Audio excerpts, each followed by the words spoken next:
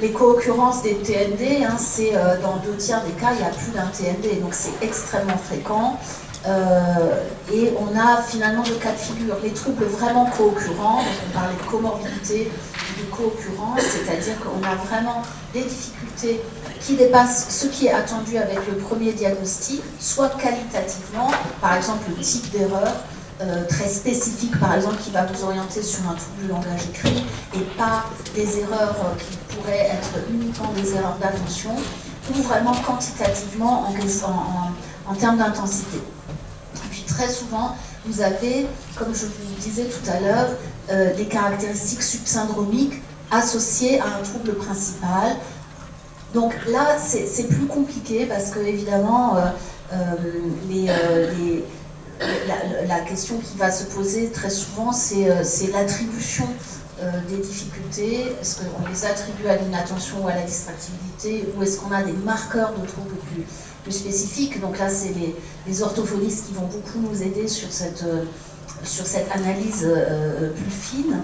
Et puis, la question, c'est est-ce qu'on peut considérer, par exemple, quand il y a un trouble des apprentissages, qu'il va jusqu'à expliquer certains symptômes de type TDAH. Alors, ça, c'est vraiment... il faut se rappeler que, a priori, les troubles d'apprentissage n'ont pas de critères vraiment comportementaux. Donc, on doit se poser la question de est-ce que les difficultés persistent dans des environnements où la fonction cognitive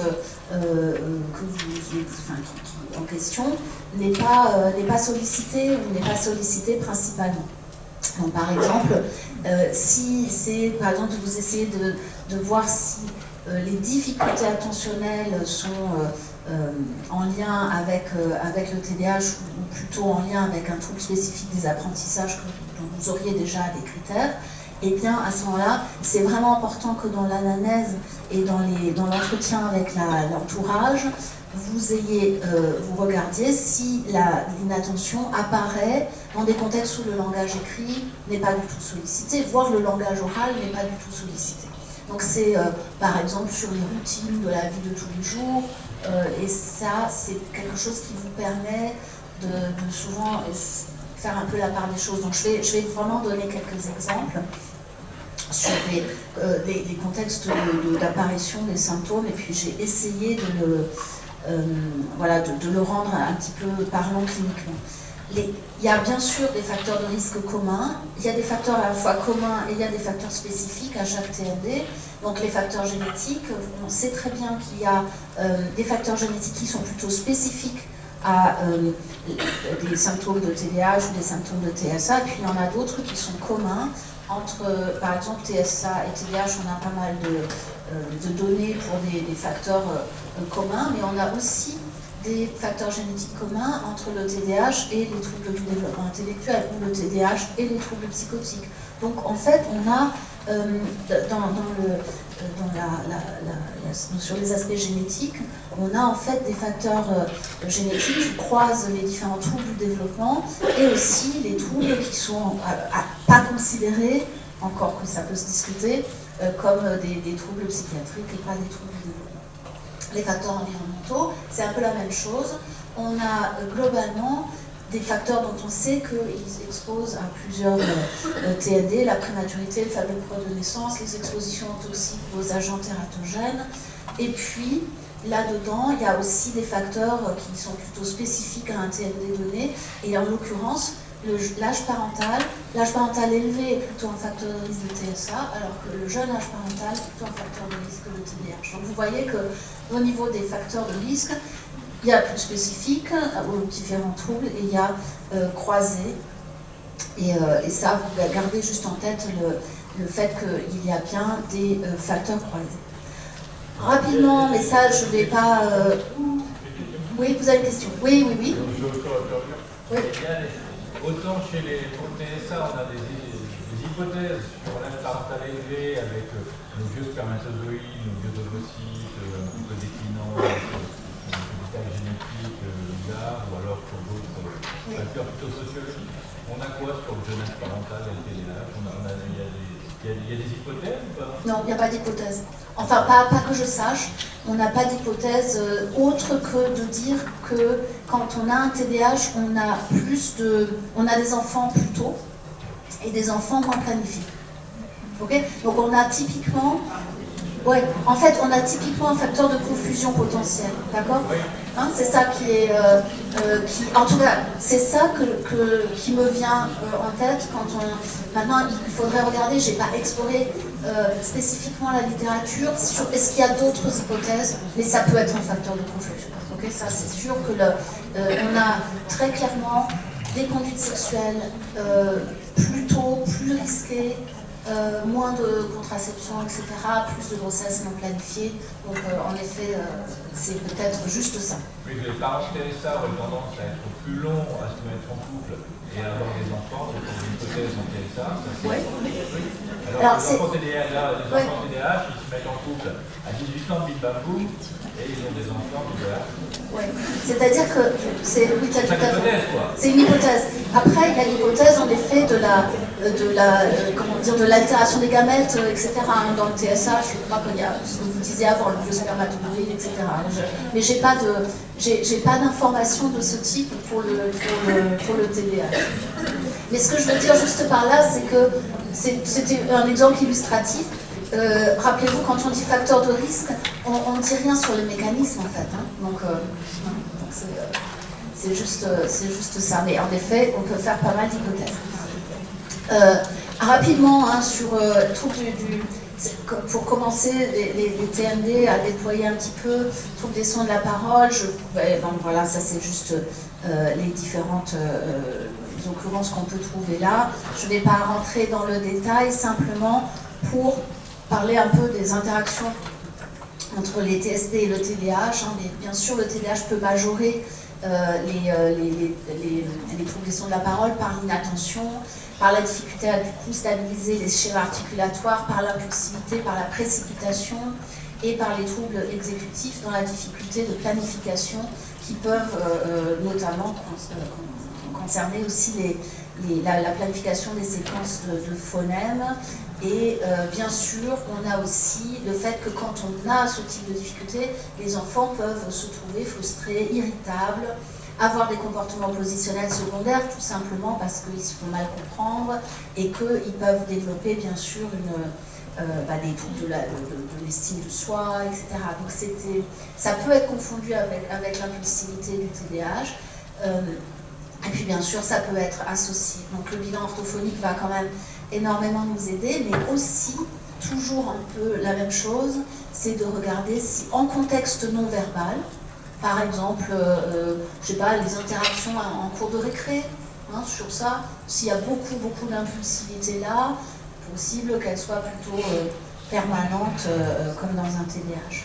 Sur le trouble développemental du langage, voilà un peu les différentes des domaines qui peuvent être évidemment concernés, mais bon, vous êtes très certainement beaucoup plus spécialisés que moi, mais les répercussions possibles, bien sûr, sont diverses, hein, bien sûr sur les aspects tâches scolaires, mais aussi les interactions sociales et évidemment les retentissements secondaires sur le langage écrit.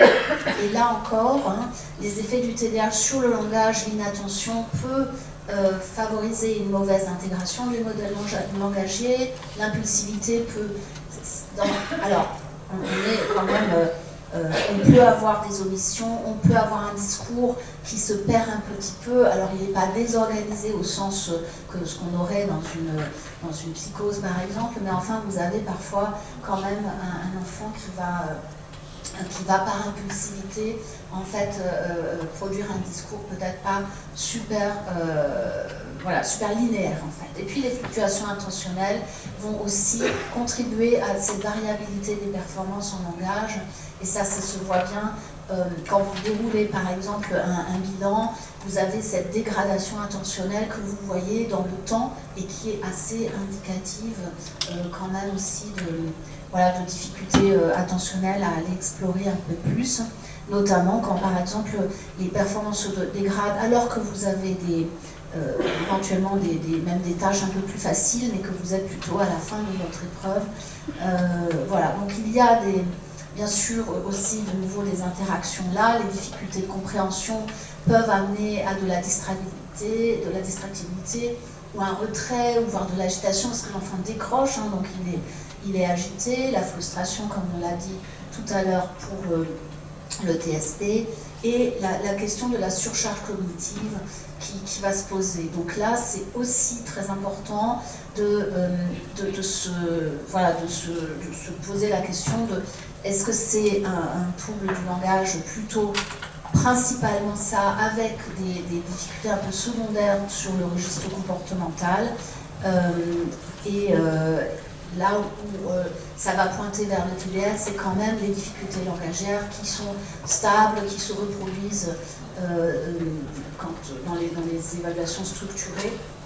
Mais bien sûr, le fait d'avoir un TDAH, pour plein de raisons, peut entraîner des erreurs de type omission, manque de cohérence, précipitation. Mais en général, en l'absence de TDL, les capacités langagières de base sont plutôt préservées.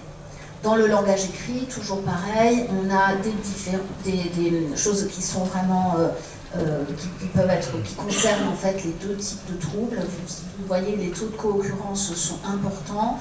Le déficit d'inhibition, l'aversion au délai, la faible attention qui peut impacter secondairement le langage écrit, et la variabilité des performances peut être vraiment attribuable au TDAH. Le trouble du langage écrit, on a vraiment les difficultés spécifiques, notamment dans le traitement phonologique, la lecture du pseudo-mot, et puis souvent c'est plus sévère que les difficultés qui pourraient être juste attribuables au TDAH quand on a un TSL, un trouble spécifique du langage écrit, ou une association de ces deux. Et là où on a des choses qui se recoupent beaucoup, c'est qu'on a une vitesse de traitement qui est en général affectée, des anomalies de perception du temps, qui peuvent être dans le trouble spécifique du langage écrit seul et aussi dans le TDAH, la fatigabilité dans les deux cas, et le retentissement psychologique qui peut être relativement similaire. Pareil pour les troubles vraiment des difficultés en mathématiques, hein, ou tout ce qui est plus spécifique aussi, potentiellement lié au TDAH. Alors là, on a clairement des difficultés liées à l'inattention, à l'impulsivité, quand les enfants omettent des étapes, font des confusions de chiffres, ou évidemment ne lisent pas complètement la consigne. On peut aussi en rapprocher les difficultés en calcul mental qui sont parfois très liées à des problèmes de fonctionnement exécutif et au fait de garder en mémoire suffisamment de temps la consigne, les chiffres tout simplement, et manipuler mentalement. Donc typiquement, ça peut être altéré. On a quand même ici aussi une forte variabilité des performances selon la disponibilité attentionnelle et le contexte. Et en fait, assez souvent, on a une amélioration quand c'est que attribué, quand c'est que en lien avec les symptômes de TDAH, quand même, quand on met en place les traitements spécifiques et les aménagements, en général, on a des progrès. Pour ce qui est de la dyscalculie primaire, co-occurrente, les troubles numériques sont beaucoup plus constants, spécifiques, objectivés au bilan logico-mathématique, et objectivement, ils dépassent aussi ce qu'on attendrait du seul TDAH. Et ils ne sont pas attribuables à d'autres causes. Et on a le retentissement scolaire, évidemment, majeur et spécifique en mathématiques, avec tout ce qui en découle en termes d'impact secondaire sur l'estime de soi, l'anxiété de performance, etc. Mais je dois dire que je trouve que c'est toujours relativement compliqué de différencier le moment à partir de quand vous rentrez dans le trouble spécifique. Et là, on est aidé par les RCP pluridisciplinaires, éventuellement des regards vraiment pluriprofessionnels, c'est vraiment important. Mais bon, je trouve que c'est quand même, on essaye, je fais un essai de différenciation comme ça, un petit peu simplifié, mais en pratique clinique, moi pour ma part, je trouve que c'est parfois très compliqué. Et c'est pareil pour le trouble développemental de la coordination, parce que il y a énormément de recoupements. Dans les deux cas, on peut avoir des difficultés exécutives, des problèmes d'organisation et de planification. Bien sûr, elles sont plutôt motrices du côté du TDC et elles sont plus globales du côté du TDAH. La lenteur dans les tâches complexes, on retrouve dans les deux cas. Les conséquences psychologiques, l'estime de soi faible, l'anxiété de performance, le retentissement scolaire sur les performances scolaires. On a vraiment des choses qui peuvent être assez similaires. Dans le TDAH, toujours la variabilité des performances, des erreurs en lien avec la distractibilité, mais globalement la motricité, c'est-à-dire l'ensemble des coordinations, elle est quand même globalement préservée, alors qu'elle est altérée dans le TDC, et avec les erreurs motrices qu'on retrouve, qui sont cohérentes, on va dire, d'un bilan à l'autre, et des problématiques très liées à la planification du geste. Donc on a des outils de dépistage, hein, les CDQ, qu'on utilise pas mal en pratique pour savoir à partir de quand on fait un bilan psychomoteur. Puis il y a une version aussi pour les plus petits. Donc je ne sais pas si vous avez peut-être là je vais retourner, ça m'a déjà passé. Je vais retourner sur l'anxiété, mais peut-être si vous avez, vous, des points peut-être sur comment vous faites en pratique, ou est-ce que vous avez des questions sur, parce que vous êtes ici pas mal d'orthophonistes, psychomotriciens, oui.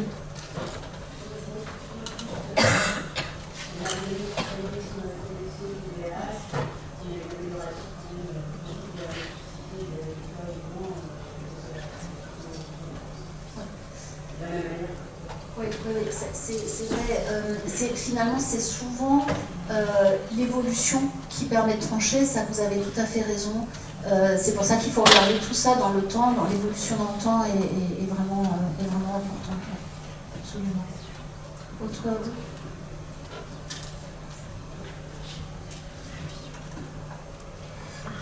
Moi, je trouve que le plus difficile, c'est vraiment, à Lyon, c'est d'accéder aux troisième ligne. Et les orthophonistes, en fait, quand déjà il y a accès à l'orthophoniste, on fait le bilan langage écrit, on fait le bilan de maths. Mais franchement, le diagnostic de TDAH, je trouve qu'il est hyper difficile à avoir. Enfin, l'accès au PCO, l'accès au troisième ligne est compliqué. Donc en fait, ce que je vois en cabinet libéral, c'est plutôt des diagnostics qui sont incomplets. Donc on va au-delà de la question de faire comment faire le différentiel, on est déjà sur la question de comment accéder à ce différentiel, je trouve, dans la région. Alors, dites-moi qui vous êtes professionnellement, j'ai plus en tête. Je suis à mi-temps au CRA, mais sur une équipe mobile, c'est pas trop. Je suis plutôt avec TDI, donc en fait, on n'est pas trop sur le TDAH. Mais par contre, en libéral, je suis orthophoniste, et là, tout est ND, et donc je parle un peu avec un pied entre les deux. Oui, je comprends. Alors, j'ai envie de dire, c'est tout le propos de la montée en compétences, notamment des pédiatres, et de les pédiatres reliés à un système, là pour le coup, libéral, ou première, deuxième, j'ai envie de dire première, deuxième ligne, pour essayer d'arriver à compléter ces diagnostics, parce que je suis bien d'accord, on voit parfois des enfants qui accèdent aux rééducations, et ça reste, là on reste à un niveau de, éventuellement, aménagement scolaire, rééducation, et à un moment donné, il faut que quelqu'un dise, ok, l'évolution, l'analyse développementale, la persistance des difficultés à tel endroit, à tel endroit, à tel endroit, et avec un regard clinique, pose le diagnostic. Ça, c'est vrai, hein, et là, je pense qu'on est tous là aussi pour essayer de construire ces parcours-là, et pour que ce soit moins compliqué. Alors, nous, en Occitanie, on a eu une expérience qui était le parcours TSLA coordonné avec Occitadis dans un projet Article 51 qui nous a beaucoup quand même aidé parce que les professionnels de deuxième ligne libéraux ont été beaucoup formés, y compris formés au diagnostic de TDAH. Donc ça, mais c'est probablement encore des efforts à faire à très très long terme, parce que c'est un commentaire par rapport à ça. En France, les diagnostics de TDAH, ils se sont construits à partir de l'hôpital parce qu'on avait la prescription hospitalière initiale, et du coup les filières de consultation, elles étaient des consultations typiquement dans des CHU ou dans des CH avec des gens en neuropédiatrie, en psychiatrie de l'enfant et de l'ado intéressés, et ça s'est construit comme ça. Mais ça veut dire aussi que les compétences, en fait, maintenant, elles doivent se décaler complètement vers le réseau libéral, vers les professionnels des CMP, etc., parce que c'est très prévalent. En fait, on n'est pas sur un on n'est pas sur un diagnostic à faire en niveau 3. Sur les formes complexes, je ne dis pas non. Mais sur les formes standards, c'est un diagnostic de pédiatre de ville, le TDAH. Il faut pas se dire, il faut absolument aller vers la super équipe qui va déployer toutes les ressources de bilan hyper complexes. La plupart du temps, je vous parle des comorbidités, bien sûr qu'il faut en tenir compte, mais la plupart du temps, vous avez des diagnostics qui sont relativement assez faciles, assez évidents. Hein, donc c'est aussi pour dire, on est en France encore un peu, conditionné à l'idée que il faut absolument que des équipes pluridisciplinaires. C'est pour ça qu'on a un accès du soin totalement encombré. En fait, il faudrait avoir un bon staging dans les parcours de soins et un bon déploiement des formations et des RCP pluridisciplinaires dans un niveau 2 déjà. D'accord ? Donc ça, c'était juste un aparté, mais c'est un point important. C'est un point important et demain, je pense que Lucie qui va intervenir va pouvoir justement parler du centre ressources TDAH, puisque tout ce qui vient de ce staging, cet accès aux compétences, RCP, etc., ça va être vraiment le projet du centre ressources TDAH. Et donc voilà, il va y avoir des réponses grâce à notre super centre ressources TDAH. Mais ce qui est intéressant, c'est que dans ces centres ressources, ils ont tout de suite pensé filière aussi, pas que centre ressources, avec cette construction d'une réponse de proximité. Donc tu auras bientôt plein de collègues pédiatres autour de ton cabinet qui feront le diagnostic. Est-ce qu'il y a des pédiatres ici ? À part les neuropédiatres, hein, est-ce qu'il y a des pédiatres de ville installés En fait, on ne les a pas invités aujourd'hui parce que là, c'est vraiment pour nos unités d'évaluation. Mais voilà, Lucie va faire plein de colloques avec tous les pédiatres de ville, les PCO, les copains et tout ça. Je crois que là, c'est vraiment important là, parce que oui. Et on l'a en tête. Et je veux pas par le fait, là je fais un topo sur comorbidité, diagnostic différentiel, il y en a beaucoup, ça peut vous donner une impression de grande complexité, mais quand même, il y a plein de situations où vous avez un diagnostic à faire, trouver des apprentissages éventuellement spécifiques ou secondaires, plutôt en lien avec les symptômes primaires de TDAH. Et puis éventuellement un petit peu anxieux, mais c'est pas non plus toujours la ultra complexité. Donc un message important, je voudrais vraiment pas que vous sortiez de là en vous disant oh là là, c'est super compliqué le TDAH, on va pas y toucher ou on va réserver ça aux experts, ceux qui en font tout le temps. Non, c'est vraiment à diffuser largement. Alors, je ne sais pas s'il y a encore des commentaires là, mais si on va repasser sur anxiété, trouble de l'humeur, on va avancer un peu là. Anxiété, on a déjà un peu parlé, hein, anxiété, TDAH, donc gardez en tête l'inhibition comportementale et puis cette variabilité des symptômes. En gros, les symptômes de TDAH, ils ont tendance à diminuer dans les contextes de défi. Quand le niveau d'intérêt des stimulations augmente, quand on dit à l'enfant « oh là là, ça va être un challenge, tu vas voir, c'est une situation vraiment complexe » et en général, ça va augmenter le niveau de motivation et ça va, les difficultés liées au TDAH vont plutôt avoir tendance un peu à se réduire. Après, il y a des histoires plus un peu, voilà, les manifestations émotionnelles en lien avec le TDAH qui sont liées au manque de contrôle des difficultés émotionnelles. On va beaucoup en reparler cet après-midi. Donc les colères, aussi parfois ces réactions un peu sensitives. On a parlé aussi dans les troubles externalisés, tous ces biais cognitifs un peu sociaux, parfois le mind-wandering et des aspects de distractibilité interne. Ce qui peut être vraiment commun à un trouble anxieux et au TDAH, c'est cet aspect d'anxiété de performance. Parce que si vous êtes toujours, si vous avez des performances qui sont toujours un peu en décalage avec la quantité de travail que vous avez fourni, difficilement, avec en général un parent épuisé à côté, et qu'en classe, ça revient pas bien, parce qu'il faut du temps pour stabiliser vos acquis et que ça fonctionne pas comme vous voudriez, et ben vous développez une anxiété de performance. Vous développez aussi parfois une tendance comme ça à vous soucier, etc. Par contre, ce qui appartient pas vraiment au TDAH, c'est cette hypervigilance aux signaux sociaux ou de nouveautés environnementales, l'attachement routine, quand même un peu plus dans l'anxiété, des histoires de tension musculaire, les symptômes somatiques, quand même c'est plus spécifique de l'anxiété que du TDAH. Et puis surtout, ça diminue en contexte familier, alors que le TDAH, les symptômes diminuent plutôt en contexte de défi. Ça peut être sympa de se rappeler de ça. Alors qu'est-ce qu'on fait? Eh ben, en pratique, là je ne parle pas du traitement des troubles anxieux, je parle surtout de qu'est-ce qu'on fait quand les deux troubles sont vraiment associés. Est-ce qu'on traite le TDAH par méthylphénidate? Oui. Sur le traitement médicamenteux, premier choix c'est le méthylphénidate, et si l'anxiété est très sévère ou augmentée vraiment par méthylphénidate, vous pouvez aller sur la tamoxétine et éventuellement la guanfacine, notamment s'il y a beaucoup d'impulsivité.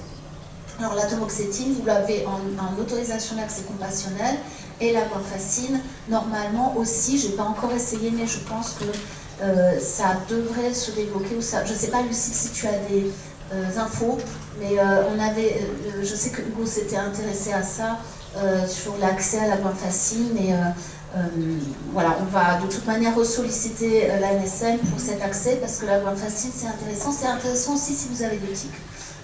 Voilà, donc c'est quand même un antitique comme la clonidine, ça peut être intéressant. Chez l'adulte, le méthylphénidate et les amphétamines sont possibles, et malgré l'anxiété sont quand même souvent bien tolérés. Pensez aussi aux IRSNA pour les troubles anxieux associés au TDAH chez l'adulte, notamment la venlafaxine. Et si l'anxiété est majeure, on a quand même ok, moins de éviter les amphétamines, surtout si elles ne sont pas comme la liste des amphétamines, si elles ne sont pas avec le système de libération prolongée. Okay, donc traitez d'abord le TDAH quand l'anxiété n'est pas massive et au premier plan. Vous traitez d'abord le TDAH et puis vous voyez ce que ça donne sur l'anxiété, parce que parfois, contre toute attente, et contrairement à ce qui était beaucoup diffusé dans les premiers manuels, etc., vous avez plutôt une amélioration de l'anxiété. Est-ce que sur l'anxiété, vous avez encore des questions? Sinon, on passe au type 2.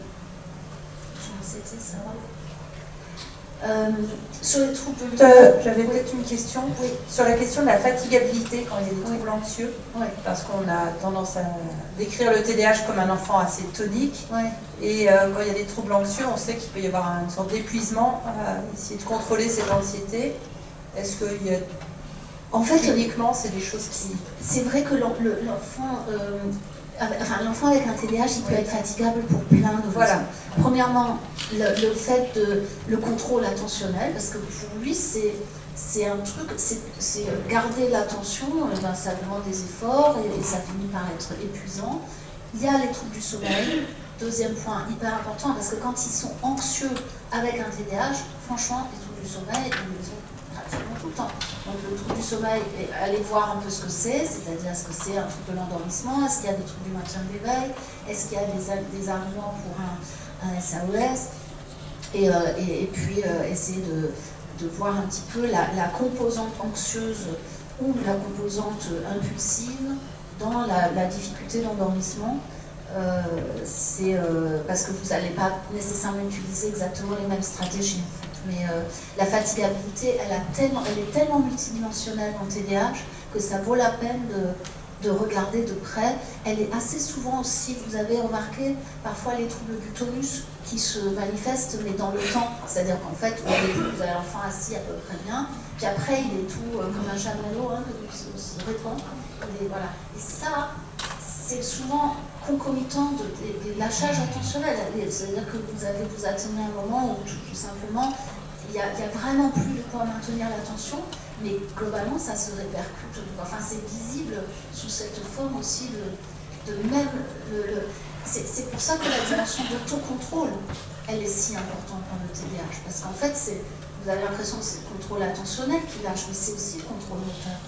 Alors que l'enfant, si vous l'examinez dans le bilan psychomoteur, il n'y a pas nécessairement une hypotonie. C'est vraiment contextuel et d'apparition concomitante à cette fatigabilité, mais qui peut être l'épuisement intentionnel, tout simplement. Donc c'est pareil, c'est toujours à regarder, comment dire, finement, et aussi comment ça évolue dans le temps, et regarder comment ça évolue sous traitement stimulant, parce que ça peut être largement amélioré avec le traitement. Donc vous voyez comment ça évolue. Après, il y a des enfants, paradoxalement, qui se plaignent d'être fatigués sous traitement psychostimulant, et il faut regarder si c'est de la fatigabilité ou s'ils ont un effet être un peu éteint avec le psychostimulant. D'accord ? Ça, c'est pas la même chose. Enfin, disons qu'il faut différencier le vécu subjectif, ce que le ressent l'enfant ou l'ado, et ce qui est observé par l'environnement. Pas toujours exactement pareil. Il y a par exemple des enfants qui ont des effets un peu être un peu inerte pendant les pics plasmatiques de stimulants. C'est l'entourage qui remarque, mais l'enfant ne remarque pas.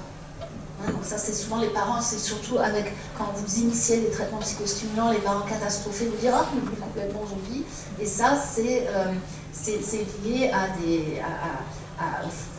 la disponibilité et à la disponibilité du médicament, surtout quand c'est des formulations en pic, avec des pics plasmatiques. Donc, bon, bref, c'est simplement, ayez bien en tête que qu'il faut la fatigabilité, il faut explorer. Et puis un autre truc, parfois quand même vous avez ces enfants qui ont une super mauvaise alimentation, donc n'hésitez pas à explorer les carences.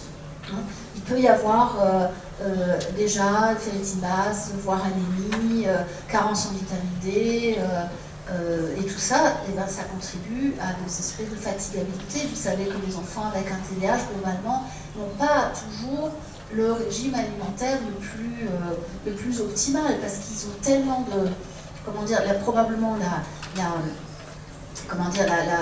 ils sont orientés vers le renforcement immédiat, etc. Et ils peuvent avoir une alimentation extrêmement, mal équilibrée, junk food, etc. Donc il faut faire une analyse un peu globale de tout ça. Alors un mot sur les troubles de l'humeur, il y a aussi là des symptômes communs entre les épisodes dépressifs caractérisés de TDAH, par exemple les difficultés attentionnelles, sauf que dans les symptômes dépressifs, ces difficultés attentionnelles, elles ne sont pas permanentes, elles sont en lien, elles apparaissent concomitamment à la dégradation de l'humeur, elles sont parfois beaucoup associées à l'irritabilité, voire une forme d'agitation, encore que c'est plus l'irritabilité qui domine. Parfois, il y a l'auto-hyperactivité, enfin, en tout cas, c'est parfois décrit chez les enfants un peu plus jeunes, en tout cas, les ados peuvent être aussi super, mais c'est plus irritabilité. Les difficultés scolaires, mais assez souvent, vous avez bien la concomitance de la dégradation des résultats scolaires avec les troubles de l'humeur. Les troubles du sommeil, c'est pareil. Ils existent de façon, enfin ils s'aggravent en tout cas de façon nette avec les symptômes cliniques. Et puis bien sûr vous avez toute la sphère cognitive commune entre le TDAH et etc. Mais c'est la diachronie de l'apparition des symptômes qui peut vraiment vous aider. Ce qui est vraiment plus spécifique aux troubles de l'humeur et qui va vous aider, c'est les ruptures de comportement par rapport à l'étape antérieure. Et puis évidemment les signes plus spécifiques, l'humeur dépressive, le caractériser, la perte d'intérêt ou de plaisir pour les activités agréables. Ça, c'est quand même rare que l'enfant avec un TDAH sans trouble de l'humeur, il perde vraiment, quand on lui propose, je ne sais pas, la laser game par exemple, en général, ça va susciter de l'intérêt souvent. C'est rare que... Et quand vous avez cette perte d'intérêt, cette anémonie qui s'installe pour des choses qui mobilisaient beaucoup l'enfant auparavant, là, franchement, c'est vraiment assez indicatif de dépression. Puis la perte d'énergie, quand même rare, hein. Enfin, avec un TDAH, la perte d'énergie, bon. Et puis, les sentiments de dévalorisation, de culpabilité. Alors, ils existent bien sûr chez l'enfant avec un TDAH, mais là, ils sont parfois vraiment plus décontextualisés, si vous voulez. Les troubles du sommeil et de l'appétit, toujours dans la rupture avec l'état antérieur et les idées noires, ou de toute manière tout ce qui est préoccupation suicidaire et voire tentative de suicide voilà, ça doit bien sûr orienter une recherche beaucoup plus spécifique. Mais, un mot quand même là-dessus. L'enfant avec un TDAH sans trouble de l'humeur peut parfaitement être à risque de comportement suicidaire. Typiquement, qu'est-ce que vous avez dans cette situation-là? Je vais vous parler d'un exemple que j'ai encore en tête. Typiquement, un enfant, c'est un jeune ado avec un TDAH, récemment diagnostiqué, des difficultés scolaires, et puis les parents, le traitement stimulant est évoqué, il y avait de la réticence, les choses ne se sont pas mises en place, donc il a évolué avec un PAP, je ne sais plus s'il y avait des rééducations ou pas, mais c'était un ado qui avait beaucoup de remarques et de mots dans le cahier de correspondance, et en fait, il se faisait gronder régulièrement, il lui faisait des reproches, les parents n'avaient pas pu faire le PEHP recommandé, le père avait un profil TDAH assez clair, et un jour, il y a eu le reproche de trop. L'enfant est rentré à la maison, l'ado rentré à la maison, un énième reproche sur un énième mot dans le cahier de correspondance, et il est passé par la fenêtre. Il n'est pas mort heureusement, mais il a quand même été très lourdement blessé. Et ça c'est typique, il n'avait pas de trouble de l'humeur, pas du tout. Il avait une situation d'impasse, de ras-le-bol, de désespoir, mais il n'avait pas une dépression. Ok, et dans la dépression et dans les suicides, en fait, quand on fait les autopsies psychologiques des enfants qui se sont suicidés, on trouve beaucoup moins la séquence dépression-suicide.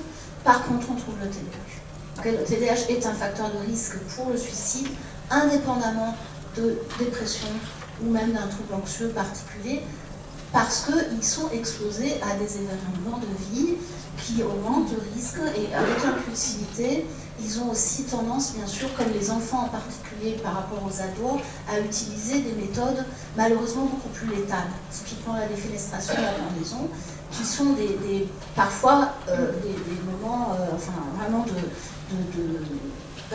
le monde s'effondre, et ils font ces choix-là parfois très, très impulsifs. Donc du coup, pensez à ça, trouble de l'humeur, le TDAH peut contribuer au risque suicidaire de façon très évidente, et notamment chez les... Comment dire, quand vous n'avez pas cette séquence de dépression. Quand vous avez une dépression et quand vous avez une comorbidité avec un trouble des conduites ou du trauma, le risque évidemment augmente. Ainsi. Donc c'est les jeunes les risques sont vraiment importants. C'est cette superposition de difficultés qu'on a malheureusement dans les situations, dans les trajectoires complexes. Voilà, pour ce qui est des traitements, là c'est vraiment sur la stratégie plutôt médicamenteuse aussi, parce que je vais, bien sûr, après il y a tout ce qui est aménagement de l'environnement, on en a déjà parlé, plus les psychothérapies, là où l'enfant ou l'adolescent est accessible. Il faut voir un peu ce qui peut convenir, il y a différentes modalités possibles. Mais en gros, la stratégie médicamenteuse, première intention, si les symptômes dépressifs sont plutôt légers à modérés, vous essayez d'abord le traitement du TDAH. Souvent, ça améliore la motivation et parfois aussi les comportements de retrait. En revanche, si la dépression est sévère, vous allez commencer par l'antidépresseur, et puis ensuite, quand l'humeur est améliorée, vous ajoutez le stimulant. Et si vous avez des effets indésirables, ou voilà, le stimulant est mal toléré, la taloxétine, c'est une possibilité. Gardez en tête que la taloxétine est quand même un analogue antidépresseur et que vous avez un risque de virage de l'humeur, comme pour les antidépresseurs. Donc attention si vous avez le terrain populaire pour la taloxétine. Ça, c'est peut-être le message un peu par rapport à ça. Bon, je laisse un peu de côté peut-être l'adulte. Bon, la stratégie est la même. Si vous avez plutôt l'impression que les symptômes cliniques sont secondaires ou en lien avec le TDAH, plutôt du retentissement émotionnel, à ce moment-là, vous traitez d'abord le TDAH, et sinon, vous allez sur des antidépresseurs, le bupropion éventuellement, et les IRSNA, parce que vous avez la double casquette. La venlafaxine notamment a une efficacité documentée dans le TDAH, pas très forte, mais quand même. Et puis notamment s'il y a beaucoup de, vous savez, s'il y a de la douleur, il est assez intéressant de voir qu'il y a maintenant toute une littérature qui s'intéresse à douleurs chroniques et TDAH, notamment fibromyalgie, douleurs chroniques, lombalgie, migraine résistante, etc. Et il y a des choses probablement intéressantes du côté de la recherche à faire de ce côté-là. Voilà, après stabilisation thymique, même si la dépression était au premier plan, après vous pouvez introduire votre psychostimulant. Là où ça devient complexe, vraiment complexe, c'est de différencier le trouble bipolaire et le TDAH, parce que vous avez beaucoup de symptômes qui sont similaires, l'agitation motrice, l'impulsivité, et vous avez notamment le fait d'être intarissable. Ce qui oriente vers le trouble bipolaire, c'est le terrain bipolaire familial, mais c'est aussi le fait que les symptômes sont un peu plus épisodiques. Alors je dis un peu plus épisodiques parce que chez l'enfant, ils sont moins épisodiques que chez le grand adolescent et chez l'adulte, et c'est bien ça qui est si compliqué. Et du coup, vous avez Florence, où tu es Florence ? Là-haut. Là-haut, tout là-haut. Bon, vous avez Florence Pupier qui est une grande spécialiste du trouble bipolaire avant qu'elle devienne une grande spécialiste du TSA, mais une grande spécialiste du trouble bipolaire pédiatrique qui s'est beaucoup intéressée justement à la sémiologie chez l'enfant et l'adolescent, et justement dans les moments pas encore où l'épisodicité des symptômes n'est pas encore très nette. Et elle s'est aussi intéressée à tout ce qu'on peut faire chez les enfants de personnes avec un trouble bipolaire, qui ont très souvent un TDAH dans les premières manifestations, et de la dysrégulation émotionnelle assez souvent. Donc voilà, allez la voir si vous posez des questions sur cette sémiologie complexe. Ce qui est plus spécifique du trouble bipolaire, c'est quand même les idées de grandeur, c'est l'élation d'humeur, la diminution du besoin de sommeil. Chez l'enfant avec un TDAH, les problèmes de sommeil, c'est plutôt la résistance au coucher et le fait qu'ils sont encore très actifs et ils ne sont pas assez calmes pour être posés, tout simplement. Alors que dans le trouble bipolaire, c'est vraiment une diminution du besoin de sommeil qui est plutôt épisodique. Ce qui est aussi assez discriminant, ça peut être l'hypersexualité, y compris chez les enfants. Voilà, ça peut être c'est un peu déroutant de voir parfois les enfants avec des troubles bipolaires en phase maniaque, avec des trucs liés à comme ça, des comportements un peu désinhibés, hypersexuels. Les caractéristiques psychotiques parfois existent et voilà, sont évidemment pas indicatifs, plutôt indicatifs d'un trouble bipolaire. Donc là, l'épisodicité, mais parfois quand même plus de présentation un peu plus chronique. Dans le TDAH, on a beaucoup vu les fluctuations sont possibles et la variabilité par rapport au contexte est possible, mais il n'y a vraiment pas de grands épisodes. Attention, fluctuation épisode, c'est pas toujours évident. Il y a une atténuation symptomatique avec le temps qui n'est pas évidente dans tout le bipolaire, qui est voilà.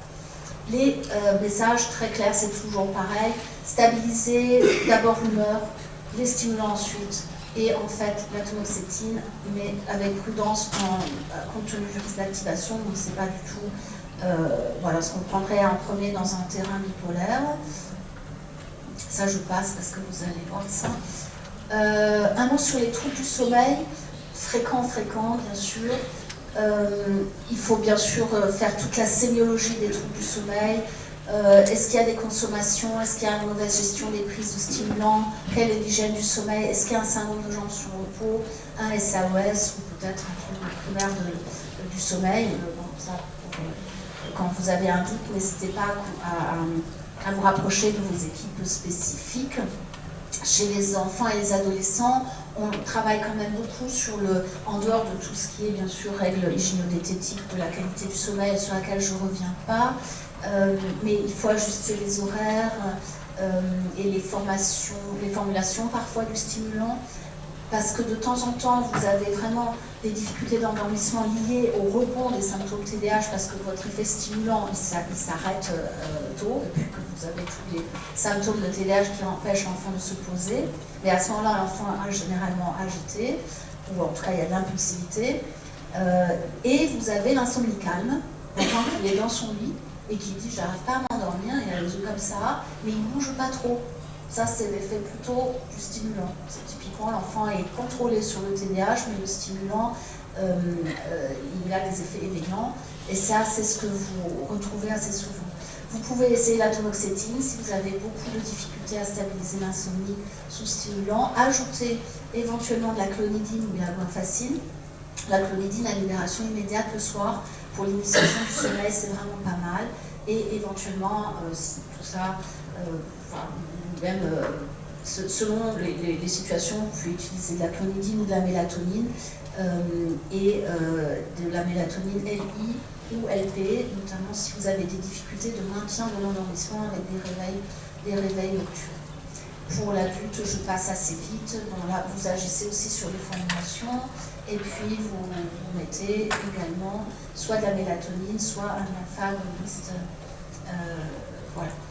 Un mot sur l'éthique, fréquemment associé aussi. Donc là, c'est pareil, c'est pas une contre-indication au traitement psychostimulant. On va quand même utiliser la plupart du temps psychostimulant en première intention, même s'il y a l'éthique, en surveillant. S'il y a une augmentation d'éthique, mais qui est acceptable, on va dire, il faut surtout attendre. Et, parce qu'en général, elle va se calmer. Et vous faites une titration progressive. Ce que je peux vous dire, c'est que, bon, je ne suis pas sûre que ce soit hyper documenté dans la littérature, mais c'est mon expérience personnelle, c'est que quand même, il faut essayer à ce moment-là d'avoir un traitement plutôt continu et éviter les pauses thérapeutiques itératives. Si vous avez beaucoup de tics, c'est probablement mieux d'avoir un traitement continu, une titration lente et un traitement plutôt continu. Si par contre vous avez vraiment une aggravation, vous pouvez bien sûr switcher les formulations, parfois ça change vraiment. Et si vous avez quelque chose de plutôt vraiment qui dure dans le temps, qui s'aggrave, etc., c'est les alternatives non psychostimulantes, notamment l'atomoxétine, alors plutôt atomoxétine alpha-agoniste, et plutôt après seulement, vraiment, si vraiment rien ne marche, plutôt prendre les antidépresseurs, mais c'est rare qu'on utilise vraiment les tricycliques maintenant.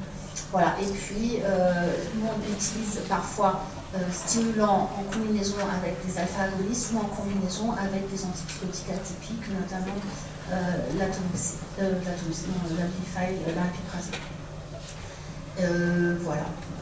On a un petit peu de temps pour parler de l'adolescence et de l'âge de transition. Je ne vais pas revenir sur les façons de gérer parce qu'on les a déjà un peu traitées.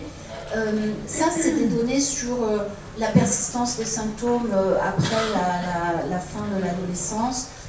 Environ la moitié ont quand même des symptômes relativement stables. Il y a un pourcentage qui a vraiment une rémission. Et puis, il y a quand même un pourcentage, ici c'est sur des données du corps longitudinal, qui garde des symptômes plutôt fluctuants à l'âge adulte. Alors, un rappel sur les troubles co-occurrents à l'âge adulte, avec comment je suis désolée, c'était la référence, ça, mais ça a bougé. Les troubles de l'humeur, il y a 4 fois plus de risques chez les personnes avec un TDAH par rapport à la population générale. Les troubles anxieux, ont un risque à peu près 5 fois plus important que dans la population générale. Pour les consommations et les troubles de substances, les chiffres sont très hétérogènes, donc je n'ai pas voulu mettre un chiffre. Globalement, c'est plus élevé que les contrôles, avec des variations selon l'âge et selon le produit. Chez le jeune adulte, le grand ado, c'est quand même alcool, tabac, cannabis, c'est la triade, je ne sais pas pourquoi le cannabis a sauté, mais alcool, tabac, cannabis, et puis après, éventuellement d'autres types de consommation. Pour ce qui est des troubles de la personnalité, selon les séries, c'est très variable selon les études, mais on a globalement une surreprésentation des troubles de la personnalité au début d'âge adulte chez les personnes qui ont un TDAH. Alors évidemment, ils ont un historique, c'est peut-être pas que le TDAH, c'est peut-être toute la comorbidité, peut-être les troubles du comportement, peut-être aussi l'exposition au trauma qui est plus présente dans la... les personnes avec un TDAH sont plus exposées aux événements potentiellement traumatiques, et on a déjà parlé des comportements suicidaires avec début d'âge adulte, hein, vous voyez la prévalence des tentatives de suicide quand même élevée, et puis la prévalence très importante quand on a vu des comportements auto-vulnérants.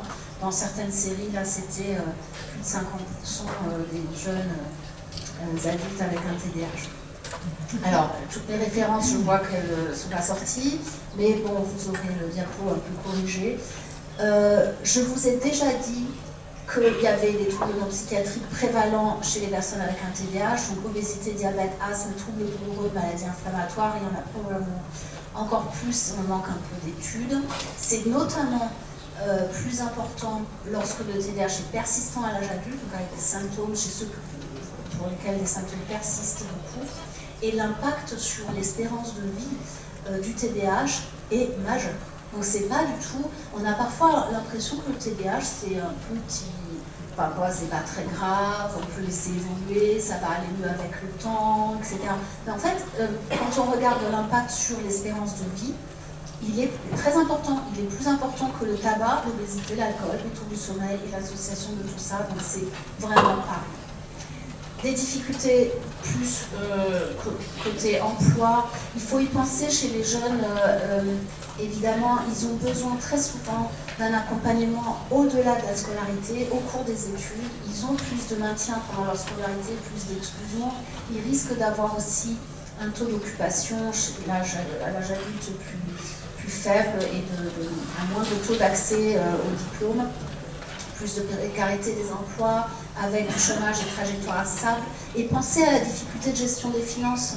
Ils ont plus tendance à dépendre de leurs parents et avec des écarts en termes de ressources sur la vie entière par rapport à leur niveau socio-économique, et ça c'est un point important.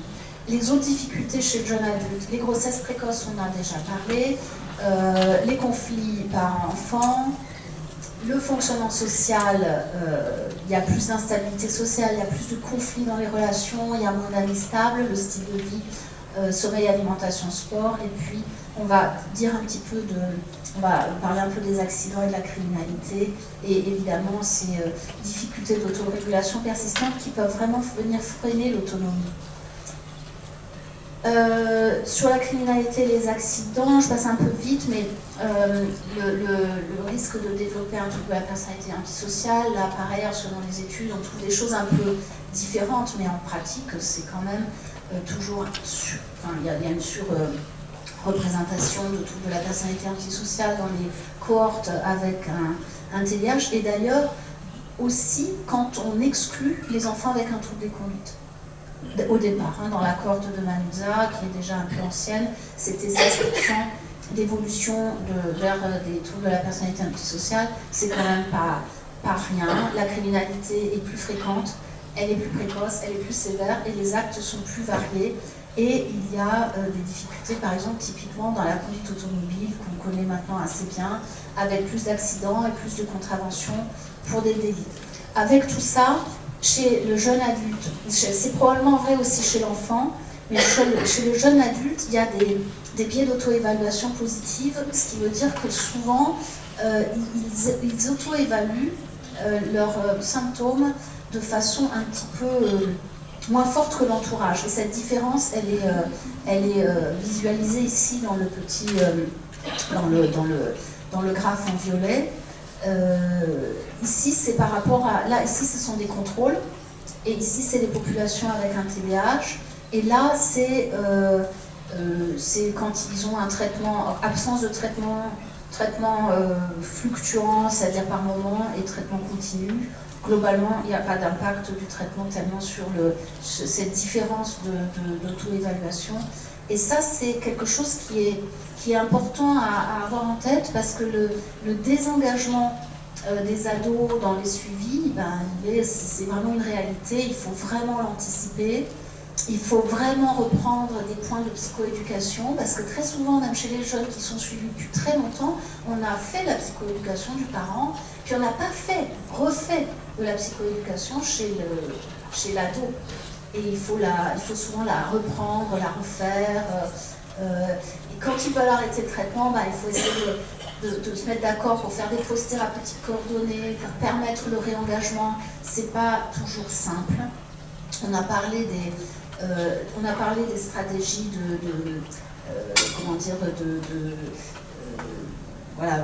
d'essayer réévaluer systématiquement, refaire peut-être, c'est des questionnaires, des auto-questionnaires aussi ici. Et puis, sachez aussi qu'il y a des variations d'efficacité des traitements, c'est-à-dire qu'avec l'évolution du TDAH, les besoins en traitement vont varier, et vous avez des ados qui vont avoir souvent besoin de traitements un peu moins forts par rapport à des enfants plus jeunes.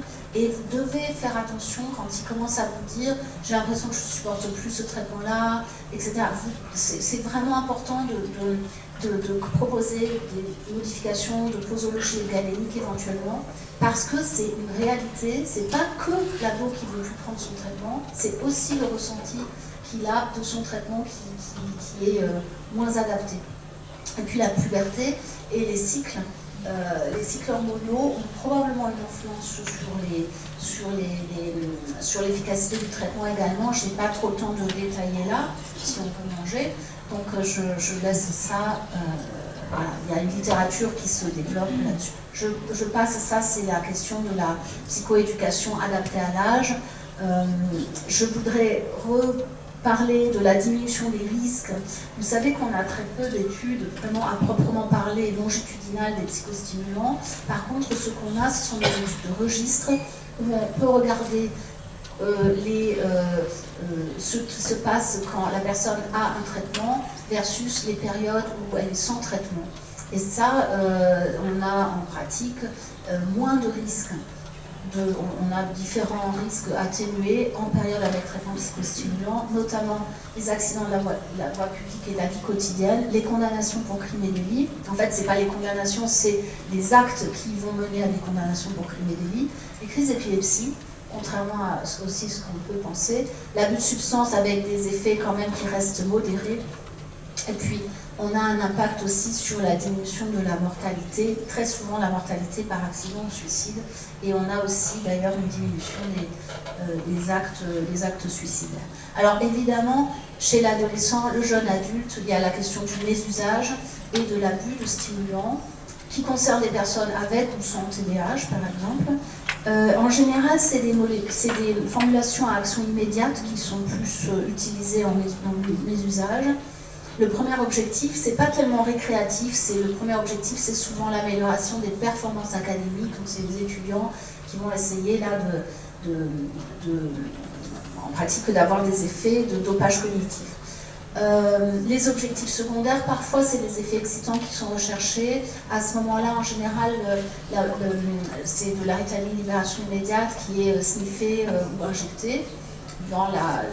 Parfois c'est vraiment des effets excitants, parfois c'est dans un contexte de consommation plurielle associé à plein d'autres choses.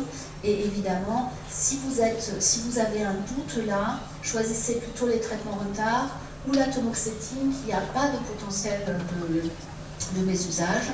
La liste d'examphétamines est assez sécure, probablement aussi du fait du mécanisme de libération, puisque c'est le prodrogue, quand vous l'ingérez, vous ingérez un produit inactif dont le produit actif en fait se déploie de façon progressive par réaction enzymatique. Donc c'est aussi, il n'y a pas de pic en fait possible. Alors ça, c'est juste une indication que je vous donnais tout à l'heure sur les questions de posologie avec l'âge. Et vous voyez que selon l'âge, ici c'est les moins de 8 ans, les 8 à 11 et les plus de 11, regardez comment évoluent les posologies optimales dans le temps. Avec, là c'est bon, je passe la méthodologie de l'étude, mais c'est intéressant de voir que quand même, quelle que soit la présentation, vous avez clairement une dose optimale, une posologie optimale pour améliorer les symptômes qui est plutôt basse chez l'adolescent. Alors, maintenant c'est à vous de travailler. J'ai beaucoup travaillé, donc c'est à vous de travailler. Je vous propose de participer à une petite étude. Mini, c'est très très rapide.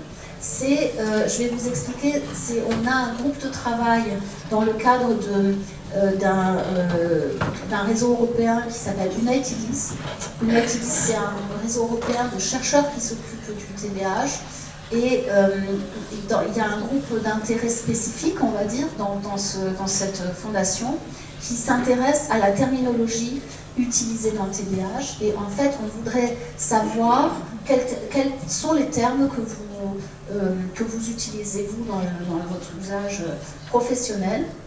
On fait la même enquête chez les personnes concernées par le TDAH en France, en Belgique et au Royaume-Uni. Donc voilà, si vous avez la possibilité, ça dure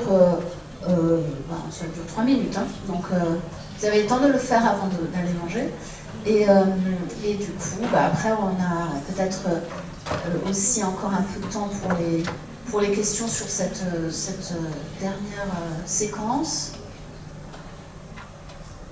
Mais bon, je ne veux pas vous mettre en double tâche tout de suite, là. Surtout à la fin de toute la matinée. Vous pouvez le faire plus tard aussi, bien sûr, hein, mais bon. Non, mais vaut mieux les faire maintenant, là. Parce que, vaut mieux le faire tout de suite, je suis d'accord. Voilà. Alors peut-être que je peux aussi vous dire que c'était initialement, le questionnaire a initialement été utilisé dans l'autisme, donc il n'est peut-être pas complètement ajusté pour le TDAH, c'est probablement pour cette raison-là. On refera très certainement, quand on aura les résultats de cette première étude, on refera probablement un recueil de données avec peut-être des termes un peu plus TDAH spécifiques, j'ai envie de dire. J'ai eu énormément. Alors on a traduit le questionnaire dans mon équipe. Il y a des termes avec lesquels on a eu beaucoup de mal. Et je voudrais après faire un sondage libre sur la façon de traduire. Par exemple, le terme anglais condition est très difficile à traduire, je trouve. Alors que c'est un des termes qui est très souvent employé à la place de désordre, trouble. Donc si vous avez des... Alors c'est juste voilà, ça m'aidera à peut-être à mieux comprendre les subtilités de la traduction dans le registre des troubles du neurodéveloppement.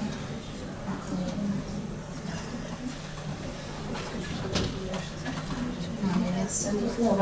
Je sens qu'on va tout de suite, après votre participation, on va pouvoir clore notre recueil de données. Merci. Oui.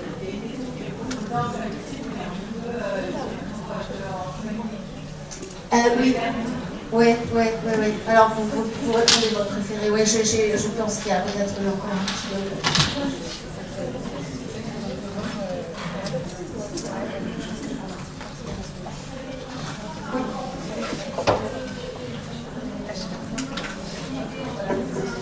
J'ai pas entendu la bleue.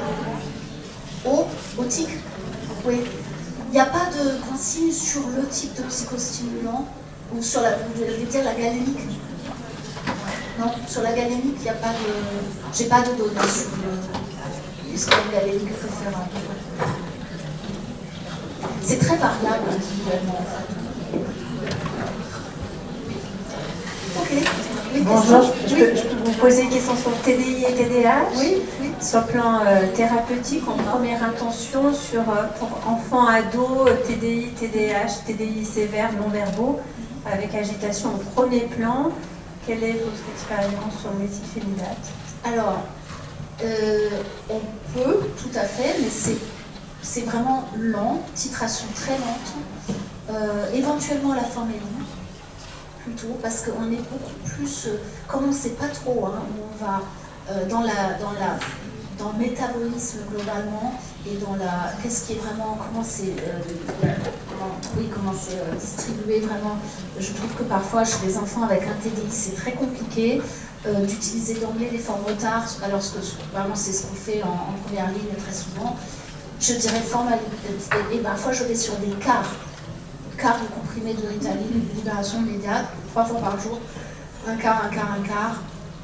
Et tout doucement, tout doucement. Après, les études pour le TDI sont beaucoup plus contrastées, dans le sens où elles mettent très souvent aussi la risperidone comme potentiel, enfin en efficacité un petit peu similaire, y compris sur les symptômes de TDAH, ce qu'on n'a pas du tout dans la population non TDI par contre. Et j'ai envie de dire, probablement pas dans la population hors TDI relativement sévère. Mais bon, ça c'est après... Moi, peut-être, il y a d'autres questions ou on vous libère? Oui, je vais laisser le... Alors, une question... Moi, j'en ai une et après on arrête, ça vous va? Vous aurez un quart d'heure de rap pour manger, ne vous inquiétez pas. Merci. J'aurais simplement voulu vous interroger sur la co-occurrence, c'est ça, le trouble co-occurrent, syndrome de Gilles de la Tourette et TDAH. Qu'est-ce que vous pouvez en dire? Ou alors j'ai eu un décrochage attentionnel assez long, ou alors vous ne l'avez pas abordé, je ne sais pas. J'ai abordé la question thérapeutique, du tic. Oui, mais pas du syndrome de Gilles. En fait, oui. Grosso modo, je ne suis pas tellement sûre, mais ça, les ticologues spécialistes vont peut-être me répondre, qu'il y a tellement de raisons de faire une grosse différence entre le syndrome de Gilles de la Tourette et des tics chroniques autres. Des stratégies thérapeutiques vont être relativement similaires. Et c'est souvent étudié, enfin j'ai envie de dire, dans les populations étudiées, ils sont pas différenciés. Quand on regarde les co-occurrences TDAH, c'est tic Tourette en fait. D'accord, juste parce qu'en fait, dans ma toute petite clinique,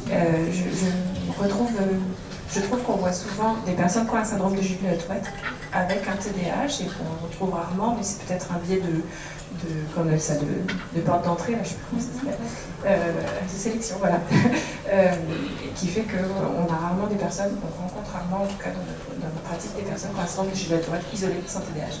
Ah oui, ouais, mais la co-occurrence est extrêmement... Alors j'ai pas les chiffres en tête de co-occurrence tic chronique, mais c'est élevé, oui, bien sûr.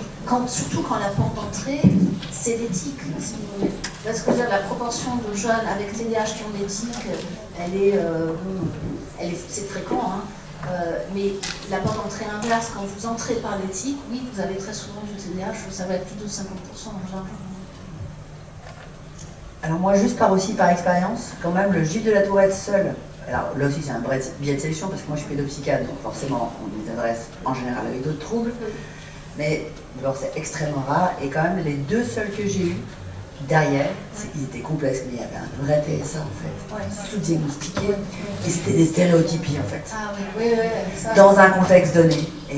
Mais par contre c'est vrai que le Gilles de la Tourette seul, il faudrait demander aux neuropédiatres parce que normalement, il ne devrait pas avoir une atteinte dans les autres domaines. Il n'y a que l'éthique moteurs qui devrait être là. Il ne devrait pas y avoir un retentissement dans les autres domaines. Je ne sais pas s'ils en ont tant que ça. C'est vrai que c'est quand même... Je sais pas si après, c'est quand même... C'est très critiqué sur le plan... Dans le sens, aujourd'hui, est-ce qu'il existe vraiment? Oui, moi, en tout cas, les neuropédiatres chez nous, ils ne donnent même plus de diagnostic de Gilles de la Tourette. En fait, ils disent tics vocaux, moteurs, chroniques... C'est des choses évoluent dans la terminologie, hein, comme vous pouvez le voir. Est-ce que vous tenez pour la dernière question? Ok, moi j'avais une question sur l'alimentation, parce que, pas forcément dans le trouble du comportement alimentaire, mais il y a la question du TDAH, sur le fait que ils tiennent pas à table et des fois ils vont avoir de l'impulsivité ou manger un peu n'importe quand. Et puis il y a aussi quand même l'effet du traitement sur l'alimentation. Peut-être qu'on le reverra dans les stratégies d'intervention, mais est-ce que vous avez quelques commentaires à faire sur alimentation TDAH? Oui, en fait, vous avez raison, là aussi, il y a plein de possibilités. Soit vous avez, dans le TDAH, il y a aussi pas mal de... on n'a pas trop parlé de ça, mais c'est vrai que vous avez aussi les profils d'hypersensibilité, et notamment d'hypersensibilité aux odeurs, au goût, et parfois vous avez vraiment même de l'arthrite tout à fait caractérisée. Donc vous avez ces difficultés de sélectivité alimentaire, les difficultés bien sûr qui peuvent être associées au trouble de l'oralité. Donc il faut faire votre analyse un peu de alimentation et TDAH, ça commence par ça.